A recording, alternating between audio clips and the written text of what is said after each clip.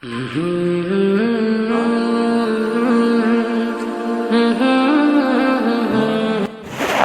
بالله من الشيطان الرجيم بسم الله الرحمن الرحيم ولا تأكلوا أموالكم بينكم بالباطل وتدلوا بها إلى الحكام لتأكلوا فريقا من أموال الناس بالإثم وأنتم تعلمون صدق اللہ العظیم۔ محترم سامعین، قرآن پاک کے دوسرے پارے سے سورۃ البقرہ سے ایک آیت پڑھی گئی ہے۔ اس آیت کے اندر اللہ سبحانہ و تعالی دو حکموں کو بتلانا چاہتے ہیں۔ ان میں سے سب سے پہلا حکم یہ ہے کہ کسی کے مال کو ناجائز، ناحق اور باطل طریقے سے استعمال کرنے سے منع کیا گیا ہے، اور اس میں کسی کے مال کو غصب کر لینا ہے۔ غصب کہتے ہیں غیر محفوظ جگہ سے کسی کے مال کو ہڑپ لینا، اسے غصب کہتے ہیں۔ اور اسی طرح اس میں چوری کا مال بھی داخل ہے۔ چوری کہتے ہیں محفوظ جگہ سے کوئی چیز اٹھا لینا، اسے چوری بولتے ہیں۔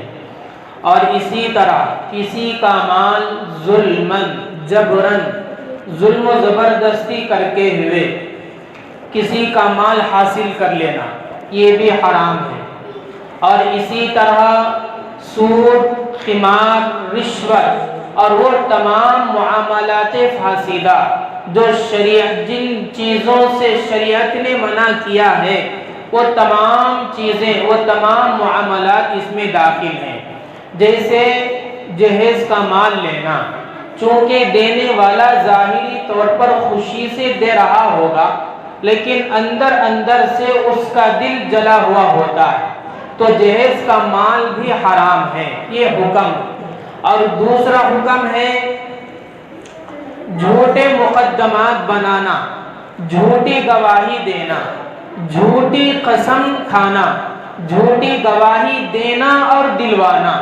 اور اسی طرح رشوت، تحفے، تحائف دے کر حاکموں پر اپنا اثر ڈالنے کے لیے رشوت یا تحفے تحائف دینا اور حاکموں کو اپنا طرفدار بنانے کے لیے، یہ تمام چیزوں سے قرآن منع کرتا ہے، اللہ تبارک و تعالی منع کرتے ہیں۔ ان دو حکموں کو اس آیت کے اندر بیان کیا گیا ہے۔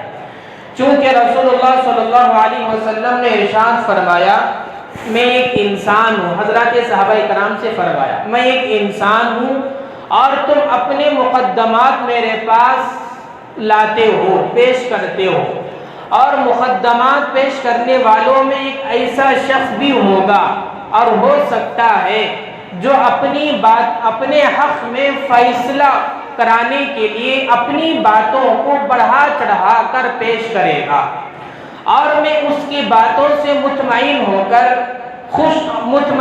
کر اگر میں اس کے حق میں فیصلہ کر بھی دوں تو یاد رکھو کہ حقیقت حال، جو حقیقت ہے، وہ حقیقت دونوں کے درمیان جو معاملہ ہوا ہے وہی حقیقت کو اچھی طرح جانتے ہیں۔ اگر حقیقت میں جس کے حق میں فیصلہ ہوا ہے اگر غلط فیصلہ ہے، چونکہ فیصلہ، جو بھی فیصلہ کرنے والا ہوتا ہے ظاہری حالت کو دیکھ کر فیصلہ کرتا ہے، دل کی کیا حالت ہے وہ اللہ ہی بہتر جانتے ہیں، کون سچ پر تھا کون جھوٹ پر تھا وہ اللہ ہی بہتر جانتے ہیں۔ اسی لیے اللہ کے رسول نے فرمایا، اگر حقیقت میں جس کے حق میں فیصلہ ہوا ہے اگر وہ غلط ہو اور اس فیصلے کے نتیجے میں جو بھی میں دوں گا وہ اس کے لیے جہنم کا ٹکڑا ہوگا۔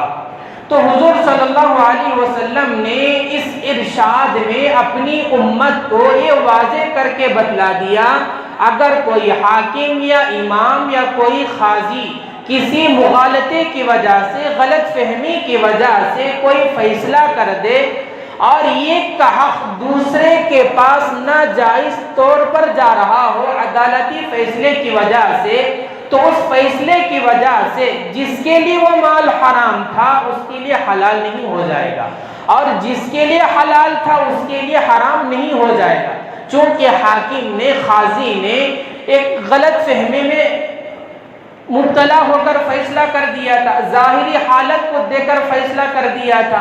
دل کی کیا حالت ہے، وہ دل کی حالت کو اللہ ہی بہتر جانتے ہیں۔ اسی لیے ان تمام معاملات میں صحیح طریقے سے کام لینا چاہیے۔ اگر آپ کے حق میں غلط فیصلہ ہوا ہے تو ایک ایمانداری کی بات یہ ہے کہ وہی بتا دے، نہیں میرے حق میں جو فیصلہ ہوا ہے وہ غلط ہے اور یہ مال دوسرے کا حق میں اس واپس کرتا ہوں۔ اگر کوئی اس طرح کہتا ہے تو وہ اللہ تبارک و تعالیٰ کی نگاہ میں محبوب بندہ بھی ہے، اور ایسے فیصلے کو اللہ تعالیٰ پسند بھی کرتے ہیں۔